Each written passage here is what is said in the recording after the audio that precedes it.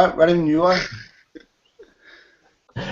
Hi guys, welcome to StrettyNewsTV. And we're back with another weekly transfer talk. What has been going on? What's been going on? Not very much really, but we'll have to try and cram it in the next half an hour. I'm joined today by, I'm going to start off with Alex. Alex, you may know Alex _Simmond on Twitter. He's probably just tweeted me, depending on this. Yeah, he contributes to Red Mancunian blog, goes home and away United. So great to have you on, pal. How are you doing? Good evening, mate. Nice to be on again. Cool. I'll move on to Mr. Brown. You may know him. I can't even remember what your hashtag. It's something strange. It's at Malachians. That's the one. Which is the football team I played for growing up. Cool. So yeah, obviously you do some stuff on the Spanish stuff for TalkSport, which we'll get into in a bit, and obviously co-host Beyond the Pitch. So it's great to have you on as well, pal. Pleasure, lads. Thank you. And finishing up, who's joined us and extended the group for tonight is obviously our own Stretty News blogger. Many of you won't even recognise his face because he's hardly on these things. But you may recognise his Twitter handle as Northern_loudmouth, and he is pretty much of a loudmouth. So it's welcome to you, Mike. How are we doing, pal? I'm not too bad. I'm not too bad. The only reason I'm not often on this is because whenever anybody messages me to ask me to go on, and I'm never around, and then I don't get the message till about 2 days later. Yeah, somewhere to do with protein intakes and going to the gym, I think, is normally the excuse. But yeah, it's good to have you. Good to have all the guys on. I'm going to start off. I mentioned to the lads before I came on a number of transfer targets and people going out and stuff. Obviously, I think the closest one out of the list that I've got seems to be Otamendi, and I wanted to pick up on that one first. Obviously, with Phil, because he's Spanish. Well, he's not. He's Argentinian. He plays for Valencia though. So I wondered if you'd have any more sort of insight onto this one, Phil. Me need to unmute though first, pal. Shit, sorry. Basically, United have had a free run at him, partly because of the relationship with Peter Lim, which goes back a long time at Manchester United with Ryan Giggs, Gary Neville's relationship with him, and in fact he tried to buy into United at some point.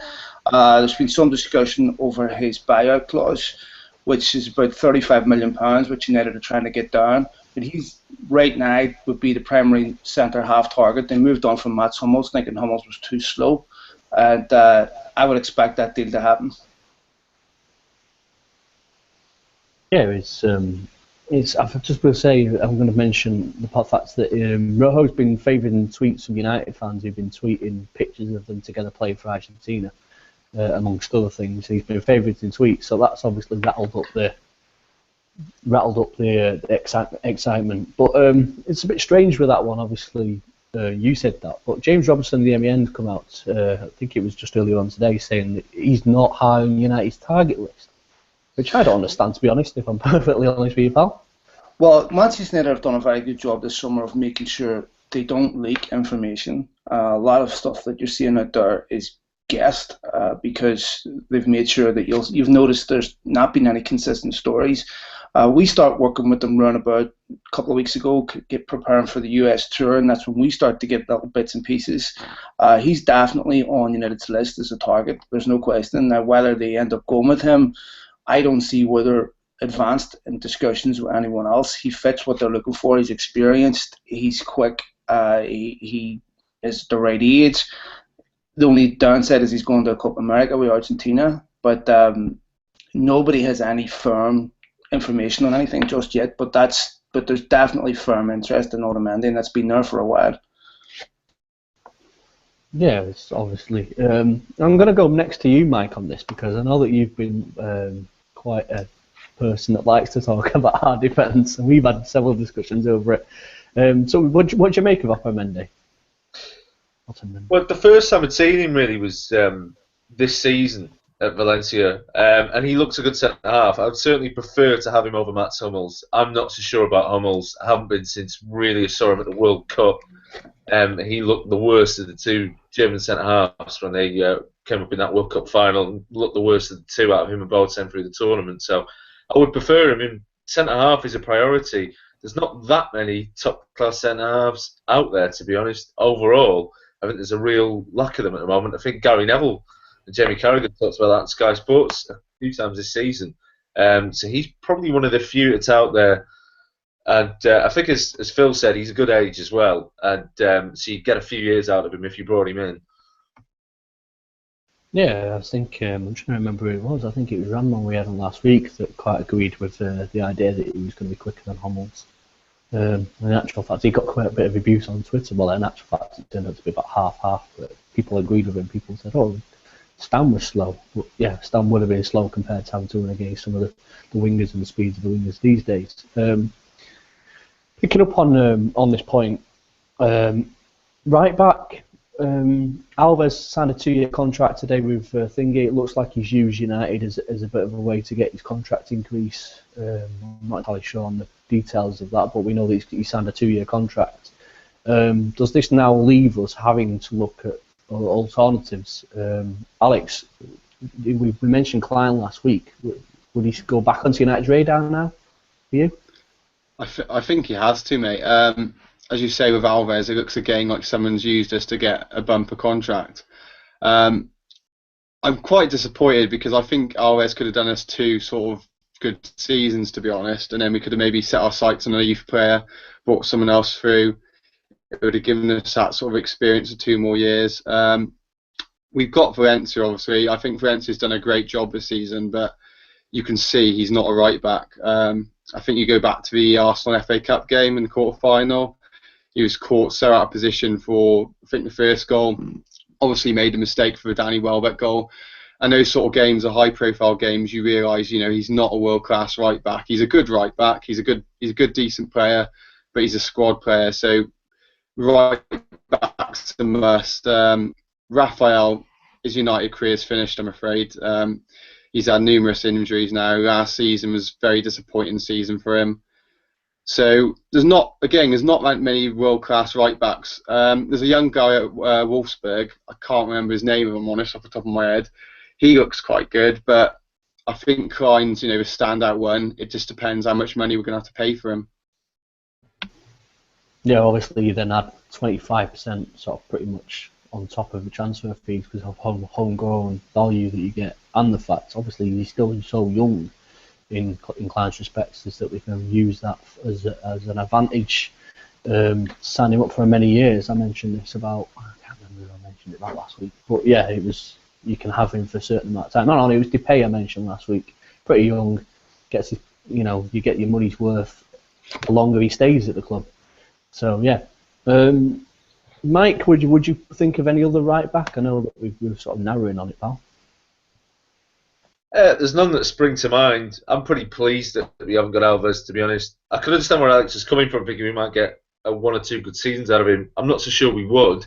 I think he just strikes me as someone who would, if he had have moved away from Barcelona, it would have just been an opportunity for a big payday, and I could have seen him, as they say in America, dialing it in on the performances and really not performing as well as he could do. I can't stand him, to be honest. As a character, he just seems incredibly irritating. So I'm quite happy with that. And again, we do need someone younger. We need someone about 24, 25 years old coming in. So Klein fits the bill in that regard. But again, I can't really think of anyone, too many people that spring to mind. It's a little bit like the centre-half situation. There's not that many names out there that you can throw out. Yeah, and we touched on it with centre backs, and right back seems to be even worse sort of situation. Go and find one of those at the moment. Does that mean that would you let's go to the point then, Phil. Would you see, for instance, Matt Nair play there? He's played there for the reserves at times this season. Also thinking Jones, who played there for England. I know that the England game was absolute paint drying wall type football to watch. I've got to agree with Paul Scholes. We could have been wasted a lot better on the afternoon. In actual fact, I switched over and watched Djokovic's match. But yeah, is there a United player in the current, either in the current youth system or current side, that could actually join in and play right back for us? Yeah, nobody's even close to being ready. And if there was, United would have already played him, because as the boys were saying, Antonio Valencia really is a squad player right back. He's done a decent job, but he's always vulnerable defensively. Look, United were offered Dario Serna at Shakhtar, who's about 32 years old, experienced right back. He was a consideration. And when they were watching Lucas Silva at Cruzeiro before he went to Real Madrid, they have a young right back who United are quite interested in and quite like, which is a young lad called Mikey. He's only 22, 23, and he's on that list of people they're looking at. I expect United will spring a surprise and sign someone at right back that's not being linked heavily with the club. I don't think it'll be Seamus Coleman. But as everyone's saying, there's no obvious signings out there. I'm not certain they were 100% really interested in Dani Alves, but I expect, and it will happen over the next couple of weeks, where United will make a move and probably sign someone we weren't thinking of at right back.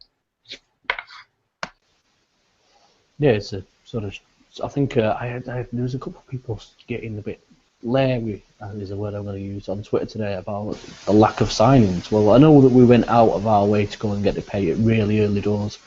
That can happen because you can do that in principle quite early on, and United had to at PSV to stop them from coming in and getting him. So yeah, I thought this period now, you've got international break. But a lot of people forget that these summer, a lot of players obviously go on holiday. You've got international break at the moment, Copa America coming up. So even though it's not a World Cup year, there's still a busy summer for footballers. And in trying to do these deals, it becomes sort of a nightmare, which I think was why Louis van Gaal's gone out and will go out and trying to get these early and possible before the United even go to the States on tour. My point, I'm going to rephrase from last week, was, I thought that going for Alves was just basically for experience for 1 or 2 years, to try and see if any other right back around the world would come out and stand out as someone to replace him eventually. But that doesn't look like it's going to be the case. So plan B for Mr. Van Gaal. I'm going to go backwards on my little list that I've got here. I'm going to move on to another point from today. Petr Cech, obviously been linked with United for recent weeks. Mourinho has come out today and apparently told anybody that wants to sign him will have to give him one of their players. Let's just hand him Nani and Evans quite now. Would be pretty funny. See if he dealt with that quite well. And it's gone quite quiet on the Lorries front since last week's show. So let's have your thoughts on those, Mike. Who would you see replace De Gea? And on another further note, in actual fact, De Gea's sort of car park shenanigans with Callias when they met up for the Spain's match the other day was quite interesting as well. So we'll put that point to the panel as well. Well, I think listen, we can all deal with the fact that De Gea's gone. I came to terms with that one months ago. The fact that he didn't sign a new contract when he was put down to him on the table told you everything that you need to know. In terms of the goalkeeper, I think it still will be Lloris. I didn't think there was many legs in the whole Czech thing. But, I think Phil hit up on an interesting point. We were talking about a right back saying he might see that with a couple of players this summer, and goalkeeper could well be one of them. I'm not aware of the whole shenanigans with him. Well, I've kept up with that one, but the thing with De Gea is any deal that we get for him, seeing what we can get in return. I mean, Mourinho's talking about getting a player in terms of Czech. I think we should be gunning for the same thing with Real Madrid. We could go centre forward right now. I think it might be worth testing their resolve on how much they want to keep Benzema, because he might be exactly what we need. Yeah, we spoke on this last week about United going in and trying to find someone that we could have off Real, which I think is quite a key point. Alex, I'm going to come to you on this situation. Cech, Lloris, Valdez even. I think I've touched on Valdez last week. Again, as Mike said, it's came to terms probably back in January when we signed Valdez at Dave's off, basically. So a replacement's an absolute necessity for me. Obviously, we saw Valdez, his first 90 minutes in action against Hull. and I think he's a keeper we all sort of knew he was. You know, brilliant shot stopper, pretty good with his feet, but when it came to sort of his aerial duties, he, you know, a lot to be desired. He dropped the ball twice. Like Mike said, when Dave goes, we've got to try and get a player the other way. I think I saw the other day 15 million we might get for him. That's pathetic. My first choice would be Hugo Lloris.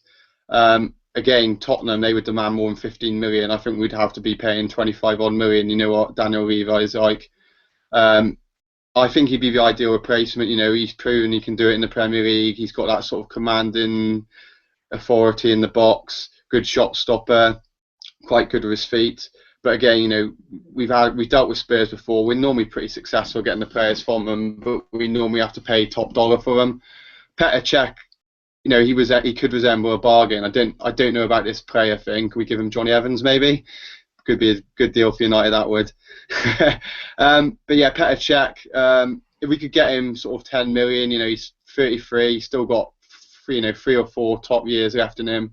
He's been there, done it all. He's got that authority.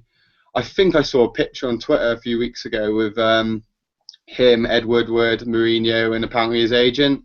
I'm not sure if anyone knows if that's true or not, but maybe that tells us a thing or two. Yeah, I'm trying to remember if it was. Yeah, it was in London thingy, and I swear that they've come out and I don't think it was Czechs. I think it was Benzema who's come out recently and tried to deny that link between United and Benzema. Whereas that, it was a London hotel somewhere. I think Sturge tweeted it at one point, which is quite an interesting one. Maybe Evans is going in that direction. We can all hope and pray. I'm gonna move on to sort of midfield, and you may have spotted this one before, Phil. It got tweeted into us about James McCarthy from Everton. And obviously he's Irish, so there's a connection there for you. He's only 24. Would you think that he was a United quality type player? I think he's a decent player. I don't think he's become the player that people thought he should have become, but I don't see that deal happening. About 10 days ago, you saw a lot of headlines relating to Morgan Schneiderlin. Morgan Schneiderlin's on holiday right now, and United are quite confident that they've that deal finished and done, and when he gets back, he'll complete that deal. So McCarthy's too similar to Schneiderlin, so they won't go after James McCarthy if they conclude that deal. From what I work with some of the people that work with Morgan Schneiderlin, and they have said that they expect it to be done when he gets back in. So I don't think there'll be any issue. I think he'll be a United player. Yeah, I was going to come on to that point next about it gone quite quiet, but obviously it does go quite quiet and players go away on to international. Obviously, he played against Belgium and he played against Fellaini, talking about midfielders. No, forget it. He shouldn't be playing midfield. On his point of midfielders, obviously Khedira's gone to Juventus today on a free. United missed out there. Do you reckon, Mike? It's hard to say. I mean, the problem with him is it's not just obvious. He seems to have been getting injured a lot in the last 2 years, and yeah, it's a free, but he would only be a wise signing if you were signing somebody else as well. I mean, if what Phil's there is banging about Schneiderlin, he'd be a fantastic signing. I'd be delighted if we got him. He is exactly what we need in midfield. He'd be a like for Carrick, with probably a little bit of extra power and athleticism to him. And Carrick's still got a role to play, but he needs someone to take some of that pressure on him. He can't keep playing 50 games a year at 34 years old. You can see that because he's picking up more and more injuries as the years are going on. So I don't think we missed out on Khedira too much. It'd have been nice to sign him if we could have got him and Schneiderlin, but if we do get Morgan Schneiderlin, I think that's pretty good business for us. Yeah, we seem to be picking up a number of players at the moment, sort of under the radar even, for a way. Obviously we tracked Herrera before he came, but yeah, Herrera, they're not big world-class names, but they're still young enough to be able to come in and build on a career, which is, I said about, obviously I said before about experience. Valdes at the back, obviously Alves would have been experienced, but Schneiderlin, he's had international and Premier League experience, which I think is quite good. He's still young, so that's a good one. Alex, I'm going to go on to you on the point. Obviously, with Khedira coming in at Juventus, and he's still, eagles swirling around. Where does Vidal and Pogba leave? In that sort of situation when they're actually bringing in more midfielders than they're going to need. One of them's got to go. But do United have a pick up on this? Yeah, it's interesting as you say. Khedira, he's not going to go from sitting on the bench at Real Madrid to go and sit on the bench at Juventus. He's going to go with the ambition to play first team football. Vidal, we've heard all about it last summer. I'm sure we will be going to getting this summer. I'm personally, I think Pogba's more likely to leave now. I think I saw today, obviously, he's been linked with Barca and Real Madrid. Again, I think he's perfectly suited to the Premier League, Pogba. He's got that long stride, box-to-box power. If he's going to play in the Premier League, he wants to do it in this stage of his career, not in another sort of 4 or 5 years when he's maybe lost a bit of his pace and power. So I think he's going to be the one moving on. It's not going to be to us. We're not going to break the bank, sign Pogba. It's just not feasible after letting him go on the free. So Khedira, it's a bit of a shame he's gone to Juventus. Again, it's not, he wouldn't have brought us onto the next level, but we got more competitions to play in next season. He'd have been another body in the squad, a reliable body. But yeah, he's off to Juventus. I think Pogba's off. I'd like to get Vidal, but I can't see it happening.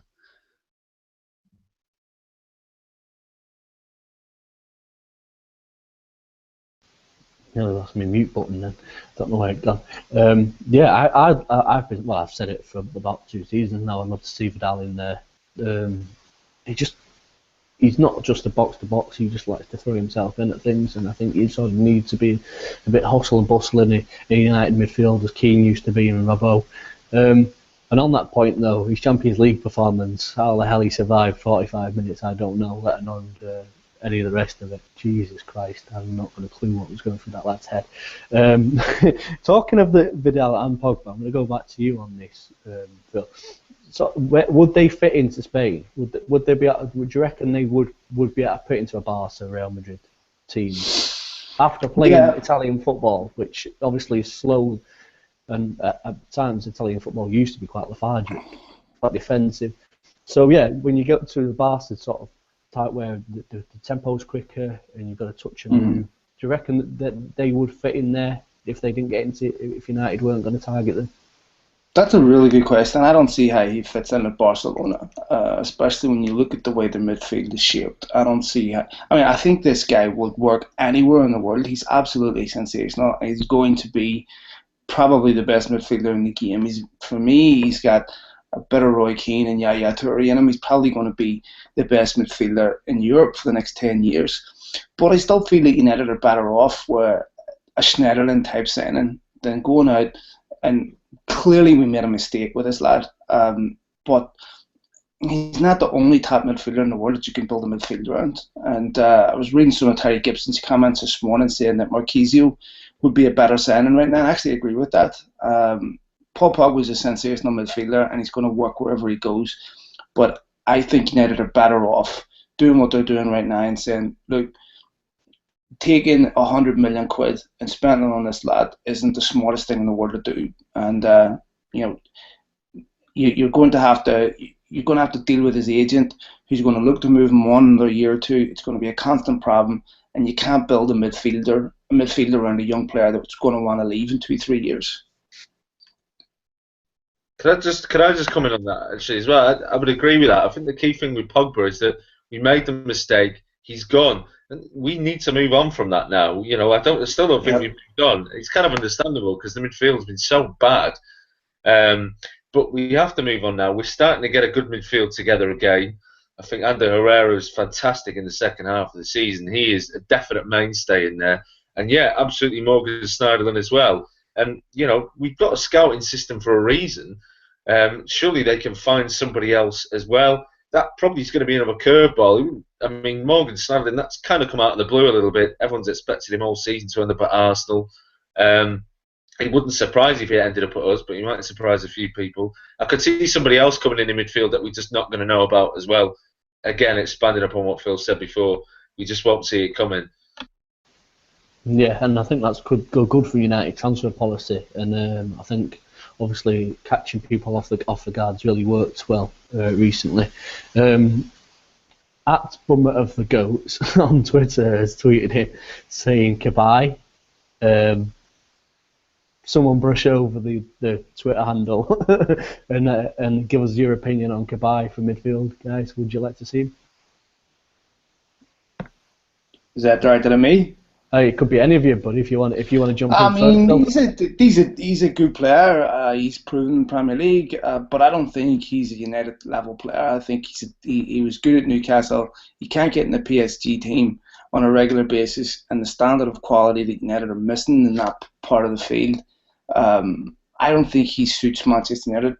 What do you want to do? You're going to drop Herrera for him? I wouldn't drop Herrera for Yohan Kabay. Decent player, but what United are lacking, pace up front. I don't think Kabay helps United in that position. I think the quality that they have in there, Mata can play in there, Herrera can play in there, Fellaini offers something different, although I wish we didn't have him.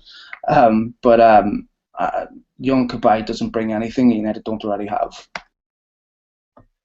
Yeah, he's not the PSG midfielder. If we were going to buy a PSG midfielder, we should be there. Yep. Got two others in there. I think Verratti or Matuidi, who would be far, far better suited. Yeah, he looked great at Newcastle, as you said, Phil, but looking great at Newcastle, it's not that hard in the last few years, is it? Yeah, he looked quite. I'm going to jump in just before you do, Alex. Yeah, he looked quite good at Newcastle, next to Denver Bar at the time, and we both know how that went down. So yeah, we can probably be forgiven for not going anywhere near him. Yeah, I was just going to basically agree with you boys. Good player, probably quite attainable. But we got back into the Champions League now. If we want to come fourth again next season, and by all means go and sign players like that.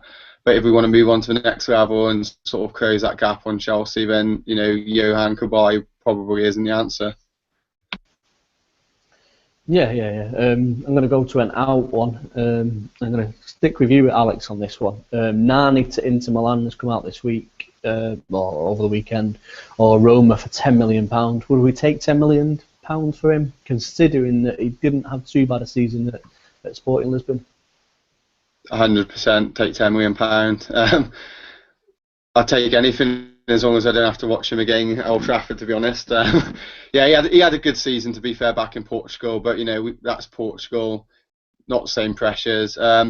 He's still only 27, so you like to think he's still maturing, possibly still. You go back, was it 2-3 seasons ago? I think he had the record of assists in the league. So he on his day, he is a good player. But everyone in the Premier League knows what he's like. I can't see another top club in the Premier League sort of going for him. They're the only sorts of clubs in the Premier League I think that will be able to sort of afford his wages. I don't think sort of a bottom half, is feasible. So to get 10 million for him, I think, take it and run, to be honest. Yeah, I think that's quite an easy one. I think we had on the season review show, Steve, I'm going to bring this up again for you guys that continuously watch us, that he would take 10 million for Evans as well. So I'm going to fire both bullets at you with this one, Mike. 10 million for both of those, no matter where they go. Would you take that £20 million and run, pal? I'd let Evans go for free. Has anyone watched him over the past year or so? Good grief. Listen, I'd say I'd take him for free. I'd drive him down to his new club myself. Get rid of him. Nani, if we can get money for him, I think it's a bit of a shame with Nani because there's the makings of a wonderful player there, but I don't think he was managed very well by Ferguson or by Moyes. People forget with Ferguson, he didn't manage the younger players very well in his last few years at the club. They'd be in and out of the team. When he did get a good run of form together a few years ago now, he was just then mysteriously dropped. You didn't see him for a couple of months. It's not going to help any young player's confidence at all. It would be great to see him succeed at United, but at 27, we're probably going to have to move on with him now. It'd be best for everyone, including him, if he moved somewhere else. But yeah, as for Johnny Evans, I think my feelings on that one are quite clear. Yeah, I knew that'd get that loud mouth going. Phil, for you, Nani, does he suit the Portuguese way? And for you, and would that be actually a better place to put him, even if we got 5 million for him? Yeah, I think this really is the point. It doesn't matter what you get for them; it just matters whether they're good enough or not. And Nani has had personal problems in Manchester, which I'm not going to go into here. But he clearly needs to be away from the city. He's not going to develop into the player that United wanted him to. I think that much is obvious. But I think the bigger question for United is, why are we having problems getting players to fulfill their potential? And this has really been a real problem at the football club, because we saw this with Anderson, we've seen it with Nani, we saw it with Raphael. You know, Phil Jones was the new Duncan Edwards a few years ago. Chris Smalling was superb. You know, even Johnny Evans started out okay with a lot of promise. We let PK go for Johnny Evans. And you go right through United. Now we have concerns with Januzaj. Why are we not able to get our players to fulfill their potential? Yeah, it's quite a scary point you make there about PK. Obviously, you were taking the net down to make sure that Sakira knew that he'd been out playing football and not on the pitch with the lads after that Champions League football final. I'm going to move on swiftly to Di Maria on the other winger. It's come out today, and not even today. It's come out over the weekend and said that he will stay in Manchester and will be back next season after. And I think he even said to a point that he was disappointed in his season, as I think most United fans were the case. But he wanted to come back after rumours of him leaving. Let's go back to you, Phil, on this. Would you think that he was going to be a man that would want to go? It's really very limited to where he can go. I mean, for big money moves, you've really only got 2 places, Spain or France, which would really only leave PSG at this point. He's not going to go to Barcelona, and Real Madrid don't want him back. So his best options are to stay. But for Ancelotti to get the best out of Di Maria, which was his last season, they had to change the way he played in a 4-3-3 system. Real Madrid would have let him go the season before, but he was sensational the last season that he played. And this really is the problem, is that United haven't had a consistent lineup, and he's been in and out of different systems. And to get confidence in any player, it's the same with Falcao, same with lots of players that are in, out. They have to be played at a consistent system that builds rhythm and momentum. And United have never had that all season. He's clearly an exceptional football player, Rolls-Royce football player. You see him at Argentina, and I don't think that the reason why he hasn't worked has anything to do with anything other than the fact that United don't know what their strongest 5 or 6 is, never mind their first 11. And Van Gaal probably doesn't know what his strongest 5, 6, 7 players is, never mind his first 11. So I think you need a consistent lineup, and that's why I feel a title challenge next season is still unrealistic. Yeah, I was going to pick up on that point about him being moved about all season, and I did mention it over the season that he started out at left wing. He's a natural left winger, left-footed left winger, who works out quite well. But then you bring him on, and play him on the right at times, and I start to worry: are we going to start playing inverted wingers at United? With Depay coming in, he'll play on the left. He's right. He likes to cut inside. He's right-footed. He scored a goal. He assisted a great goal for Holland during the international spell. Do you see us playing that sort of way, Mike? Well, it wouldn't surprise me. Don't expect to see a return to the way United used to play years ago, with his flying wingers, right-footed, hogging the touchline on one side and the left-footed hogging the touchline on the left side. That's never going to happen. The game's moved on. We can't play like that anymore. I don't think Van Gaal's got any interest in playing that way. I'm really happy he's going to stay, and a lot of people wanted him out. I think that was ridiculous. A lot of people wanted to get rid of him and replace him with Gareth Bale, who cost about £100 million. Is the most ridiculous thing I've ever heard. I think his best position is where he succeeded at Real Madrid. I mean, he was good on the wing for them, but that left side of that central midfield three would be a really good place to put him, because he would solve the problem that we have of not having enough pace, raw pace in the team, and him picking up that ball and running in from deep would be very, very effective, and actually think he'd work quite well with, say, if you had, as a hypothetically, Herrera and Schneiderlin in there with him next season, and whoever's playing on that left-hand side with him. We've got to make this work, because I know we spent a lot of money on him, but he's so good, it would be worth it if you made it work to fit him in the team, and I think that's the best place to put him. Plus, it means we don't have to play Fellaini every week. You know, he's done all right, but I mean, are we really serious about him being a first-team player at United? I'm going to pick up on that Fellaini point. He doesn't want to play Fellaini every week, but yet you bring in Di Maria to play on that right-hand side, and he cuts back, and he aims for where Fellaini would be. And at the most times he's at the back post on a diagonal and goes straight into the keeper's arms off the pitch. I sort of have a bit of agreement on that partly, but not. And another point is that if you're going to play that type of football, then you're going to have to put someone in there you can actually ping the ball to, who's going to bring it down. Alex, I'm going to come on to you, and I'm going to go back along the panel in a second as well with this. Gundogan obviously still linked with United. There's not been much in the press about him, but is he a player would you like to see at United?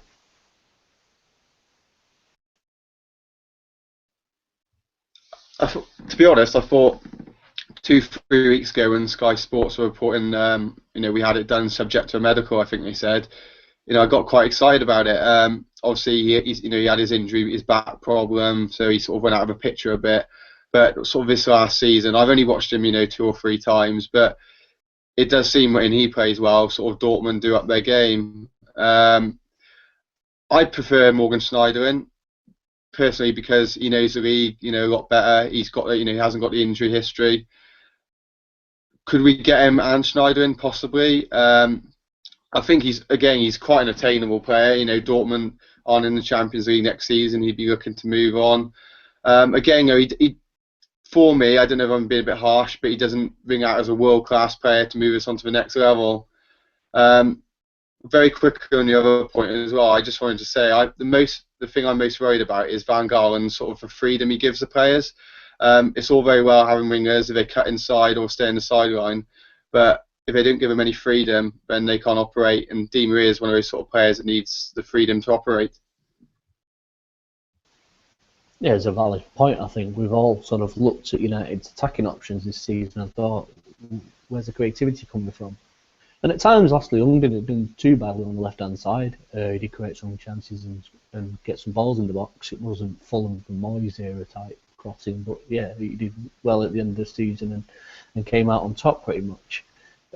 After a bad season. Mike, back onto Gundogan. A strange one for us to be linked to. Obviously, Alex has just said about he'll want Champions League football. Do you reckon he could be the big name out the smaller names that comes and plays for United this summer? I wouldn't be surprised if we signed him, but much like the Khedira point, I would only have him if we were buying another midfielder as well. Schneiderlin would be that midfielder. I saw him in where Dortmund got to the Champions League final. He looked very good. That was the first time I'd seen him. But I mean, I read the thing that was on the website today, on the Stretty's website about him, how he took a good 6 to 8 months or so to get going at Dortmund before he really started hitting form. And then obviously the back injury as well. That was a big injury to have. He was up for a long, long time with that. He put on a hell of a lot of weight as well when he had that injury. And there's the feeling he's still not quite back up to his best. I did see that cup final against Wolfsburg, and he wasn't great in that game. None of them were really. I mean, that made me think twice about going after any of their players. But yeah, I mean, I'd take him, like I said, only if we were getting Morgan Schneiderlin as well. I wouldn't take him on his own as the only central midfielder we were going to sign this summer. I think it's a strange actual combination when you get that central midfield. Herrera's played alright, Carrick does his job when he's there, and you're thinking, well, how do we need to replace these players? But, names like that, especially those two, would actually do quite well. Phil, what do you reckon on these, Phil? Yeah, I completely agree with Mike. You can't take Ilkay Gundogan on his own. Back injuries are notorious for being consistently re-injured. I remember Gary Pallister having terrible issues with his back. Carrick himself has had issues with his back. United clearly need a player in the middle of the park that does what Carrick does and reads the game very well and knows how to protect the back four. It gives him some dynamism in the middle of the park, which I don't think Daley Blind does particularly well. I think United badly need a player of that type, and Schneiderlin wasn't without his injuries last season either. So yeah, he's not a player that you would take on his own because the risk is just way too high. And I think that Dortmund are struggling to get a decent fee for him on that premise that, that becomes an expensive deal if you've got a guy on big wages, as he inevitably would be, sitting for a long-term injury. We don't need another Hargreaves. Funnily enough, on the subject of Owen Hargreaves, he makes another appearance at the weekend at Old Trafford. But yeah, I think to round up really is that we've got some targets that look attainable. We've said this all throughout the show, is that we've got some targets that look like we could get them. And we're still not entirely sure who's going out, I think. And that's maybe the point, is where, as a manager, Louis van Gaal's looking for the players in before he looks at the players out, as a case of, well, if I don't get the man, then I've still got a player here. And obviously United are looking to spend 100+ million this summer, so without a return, doesn't really affect United's bank balances, as United have been protrude as the world's richest brand this week. I'm going to finish off on a couple of notes. I'm going to thank the guys first. So yeah, thanks Phil for joining us and your insights from Spain.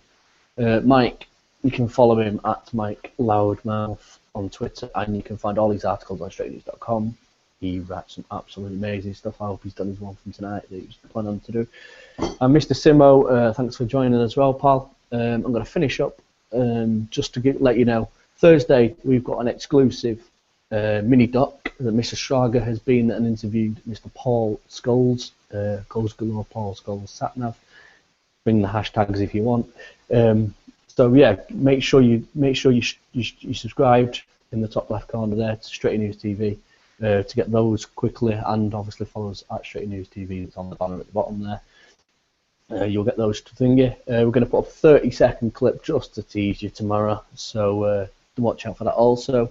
And if you've not already watched the Andy Ritchie video that's up on our YouTube channel at the moment, get your eyes on there for a signed Campo Retro shirt from the 70s, which Mr. Andy Ritchie has signed quite nicely for us there. So guys, I hope you've enjoyed this. Get your comments in below. Give us a thumbs up if you liked the videos. Tweet the guests if you've got things you to disagree or agree with what they've said tonight. And we'll be seeing you again next week for another transfer talk. Bye.